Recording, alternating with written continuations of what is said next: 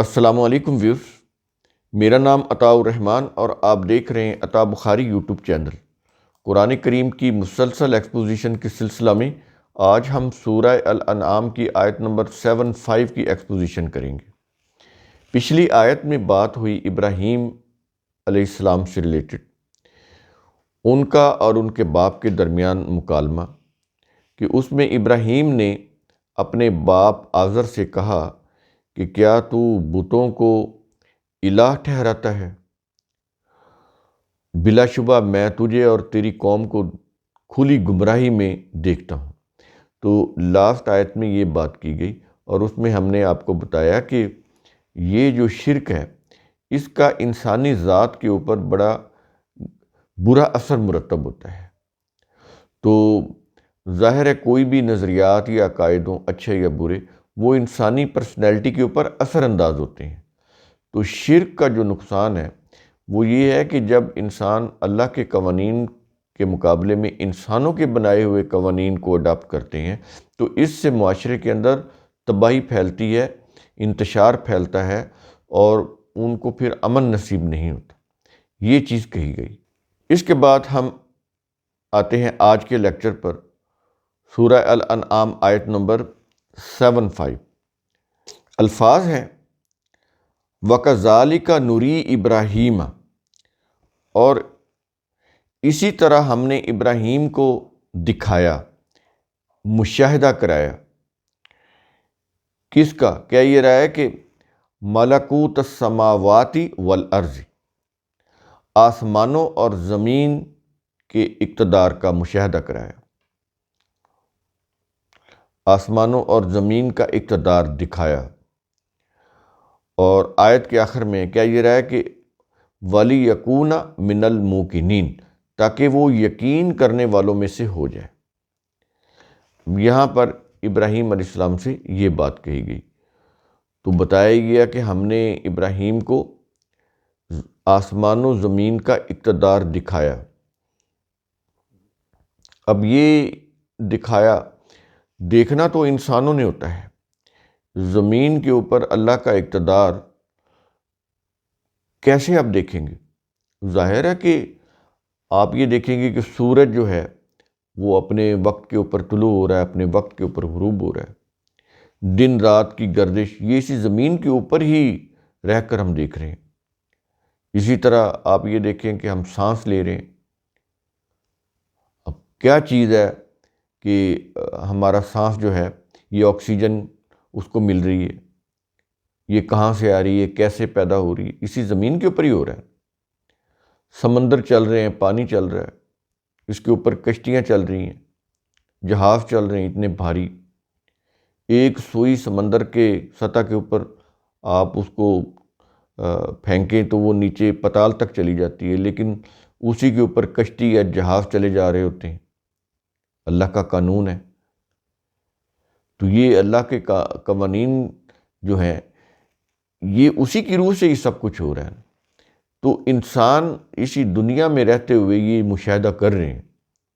ہم بھی یہ چیزیں مشاہدہ کر کے اس نتیجے پر پہنچ سکتے ہیں کہ یہ جتنا بھی کائنات کا نظام ہے ایک اللہ چلا رہا ہے، اور کوئی نہیں، اور کوئی ہستی نہیں ہے۔ کبھی غور کریں کہ پانی جو ہے، یہ سمندر کا پانی، یہ نمکین کیوں ہوتا ہے؟ تاکہ وہ محفوظ ہو۔ یہ ذخیرہ، پانی ذخیرہ کرنے کی جگہ ہیں یہ سمندر، یہاں پہ پانی ذخیرہ ہوتا ہے، تو ظاہر ہے اس کو محفوظ رکھنے کے لیے پھر اس کو نمکین بنایا گیا۔ اب سورج کی روشنی میں جب سمندر سے وہ پانی کی بھاپ اٹھتی ہے تو اس میں پھر کیا ہوتا ہے کہ نمکیات جو ہیں وہ وزنی ہونے کی وجہ سے وہ نیچے بیٹھ جاتے ہیں۔ اب یہ بھی اللہ کا قانون ہے کہ نمکیات کو وزنی رکھا ہے تاکہ وہ اوپر نہ اٹھے، پانی اوپر صاف جائے، ڈسٹلڈ واٹر جائے۔ تو وہ اس طرح ہی ہوتا ہے نا کہ نمک وزنی ہوتا ہے، وہ نیچے بیٹھ جاتا ہے، وہ واپس سمندر میں چلا جاتا ہے۔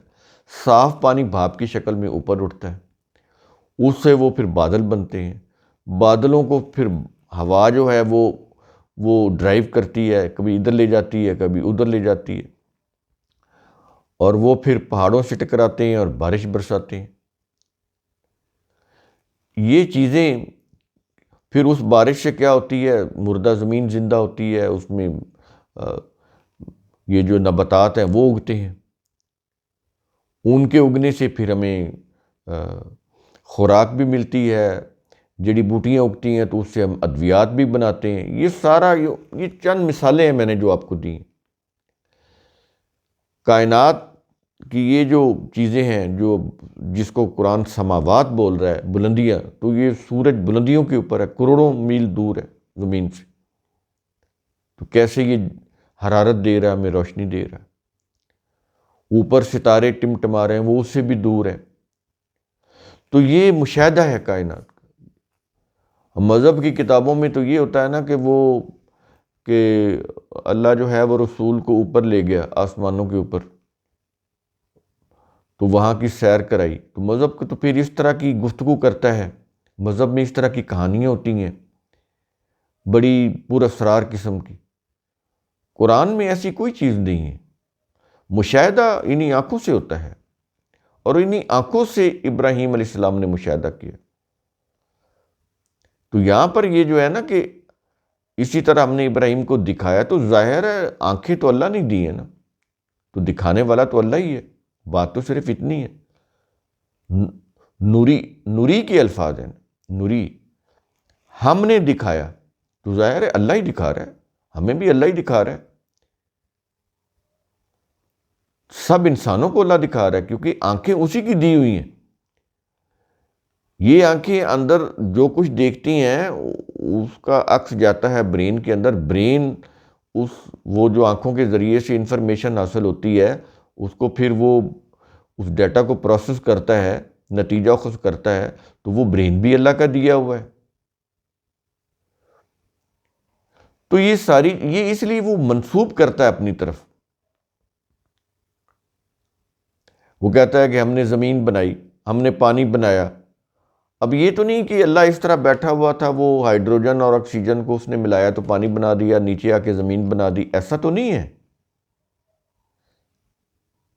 کیونکہ آپ کہیں کہ وہ کہتا ہے کہ ہم نے آسمان و زمین کو بنایا، تو پھر کیسے بنایا؟ کوئی چیز لے کے، وہ جیسے کوئی مستری کوئی چیز بناتا ہے، ایسی تو نہیں ہے نا بات۔ تو کیونکہ یہ اس لیے میں وضاحت کر رہا ہوں کہ یہ جو چیز ہے نا کہ ہم نے ابراہیم کو دکھایا، تو اس کے اوپر پھر اس طرح کی جو آیات ہوتی ہیں نا، پھر مذہب جو ہے وہ ایسی پوری سرار کہانیاں وضع کرتا ہے کہ انسانوں کو حقیقت سے دور لے جاتا ہے، اور قصوں اور پر اسرار کہانیوں کے بھول بھلیوں میں گم کر دیتا ہے۔ اس سے ہم حقیقت سے دور ہو جاتے ہیں، ہم حقائق سے دور ہو جاتے ہیں، پر اسرار قصوں میں، ان کی بھول بھلیوں میں کھو جاتے ہیں۔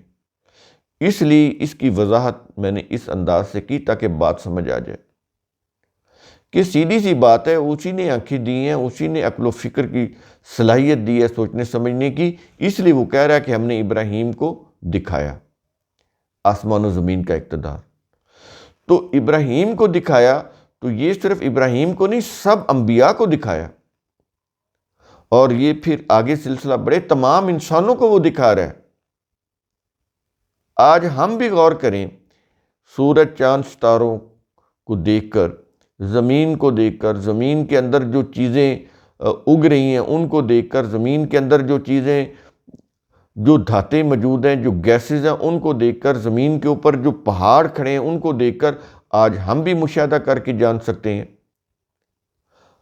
ساری چیزوں کا اگر ہم یہ مشاہدہ کریں اپنی ان آنکھوں سے، تو بتائیں کس نتیجے پر پہنچیں گے؟ اگر عقل سلیم ہے تو اسی نتیجے پر پہنچیں گے کہ ان ساری چیزوں کا خالق اللہ ہے۔ یہ یقین ہمارے دل میں پیدا ہو جائے گا اگر عقل سلیم ہو تو یہ چیز کہی جا رہی ہے ابراہیم علیہ السلام کے سلسلے میں کہ ان کو آسمان و زمین کا اقتدار اللہ نے دکھایا۔ آج ہر انسان یہ اقتدار دیکھ رہا ہے، لیکن بات ہے سمجھنے کی، سوچنے سمجھنے کی۔ جو عقل سلیم کی روح سے سوچتے ہیں، سمجھتے ہیں، وہ اسی نتیجے پر پہنچتے ہیں کہ جو اللہ ہے وہ ان سب چیزوں کا خالق ہے۔ تمام کائنات کی ایک ایک چیز کا وہ خالق ہے، اور ہمارا بھی خالق ہے، ہمیں بھی اسی نے پیدا کیا ہے۔ تو جب یہ چیز ہے تو پھر اس یقین کے ساتھ ہمیں اللہ کے قوانین کو فالو کرنا چاہیے۔ اگر یہ اس چیز کا یقین ہو جائے تو پھر الٹیمیٹ اس کا رزلٹ کیا ہے؟ یہی کہ ہم اللہ کے قوانین کو فالو کریں، اس کے قوانین کی روح سے نظام بنائیں اور اس نظام کی اطاعت کریں۔ یہی مقصد ہے ان آیات، اور تو اس کا کوئی مقصد نہیں۔ قصے کہانیاں نہ ان کے اندر ہیں، نہ ان کی طرف قرآن ترغیب دلاتا ہے۔ یہ چیزیں مذہب کے اندر ہوتی ہیں، قرآن کے اندر نہیں۔ تو قرآن کریم کا اصول ثم تتفکروا، اس کی روح سے آپ خود بھی سوچا کریں، سمجھا کریں، غور و فکر کیا کریں۔ شکریہ۔